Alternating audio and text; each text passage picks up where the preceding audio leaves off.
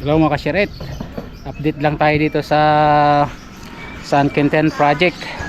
Bali pakita ko lang sa inyo yung development ng aming steel truss.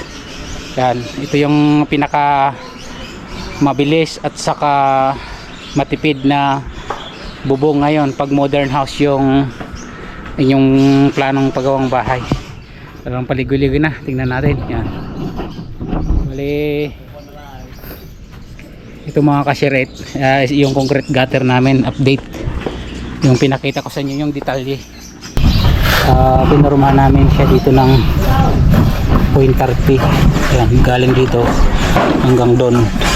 Tapos yung bakal namin dito, ito makikita nyo is nasa pato, nasa 0.30 yung taas niya. Tapos dito sa kabila is sa 0.80 siya. Kung paano siya gawin. Yan.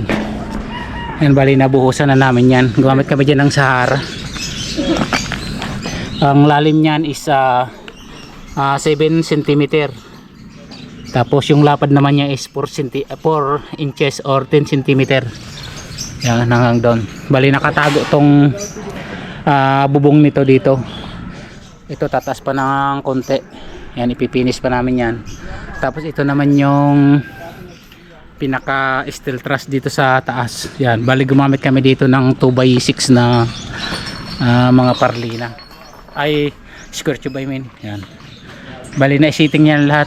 Sa pagsisitting is napakadali lang naman. Ililibil mo lang tong dulo nito. Dulo nito lahat. Tapos yung dulo doon sa likod. Tapos pakita ko sa inyo kung paano kunin yung pinaka eskwala niya sa dulo kahit wala pang zipper lane. Yan, para dun sa mga baguhang nagbibuild ng steel trusses is may ideya kayo. Yan, bali ito yung ginawa dito. Yan, bali ito makasirit yung guhit na yan. Ang guhit na yan is naka base yan dun sa eskwala sa baba, sa layout ng bahay. Yan, hanggang doon dinala yan doon. Yung eskwala doon mga kasyaret sa baba, dinala sa taas. Ito na yung ito. Yan, makikita nyo yung tansi na yan mga kasyaret. Papunta doon, dinala doon sa dulo na yon. Tapos paglatag naman ito, dahil 1 meter yung bulada na ito, galing doon sa dulo na yon, nagsukat dito ng 1 meter marka. Lahat yan, the rest paulit-ulit na proseso. Ganon din dito. Yan, hanggang doon. Tapos yung spacing namin dito is nasa 183 cm. Yan, bali pauwi na yung mga kasama natin kasi time check is 4 PM na ng hapon. Yan, pauwi na sila. Mas magandang mag vlog pag ganito kasi hindi maingay yung mixer, hindi maingay yung mga makina, kaya mainam mag vlog kasi mas maintindihan nyo yung mga explanation sa abot ng ating makakaya. Yan mga kasyaret, bali bukas is ang gagawin na lang dito, magkakabit ng 4 lanes, 4 lanes. Medyo ibaba natin tong welding rod kasi medyo uulan, maambon-ambon. Oh, baka mabasa. Yan yung welder natin, deliver, sama natin. Okay, let's go. Hey, iskalawag. Tapos ito naman yung mga kwarto namin. Bali unti-unti nang na-enclose. Yan, nilalagyan na rin ng mga concrete canopy.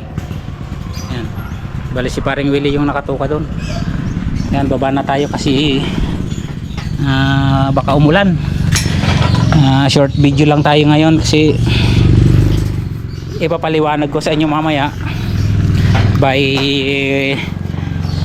drawing yung kung paano ba talaga tayo makakatipid. At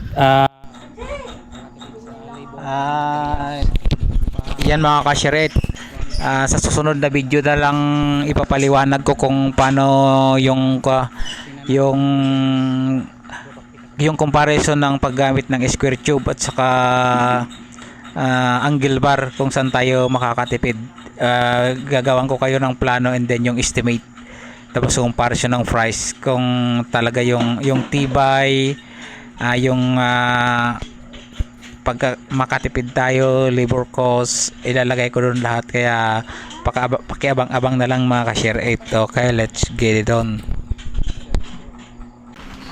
Yan mga share 8. Yan. Hanggang dyan na lang muna yung vlog natin dito sa site. Paliwanag ko sa inyo mamaya kung ano yung difference nung ganyang trusses compare doon sa traditional na ating nakaugalian na angle bar. Hi Jake! Hello! Ang pinakagwapo ng Pangasinan.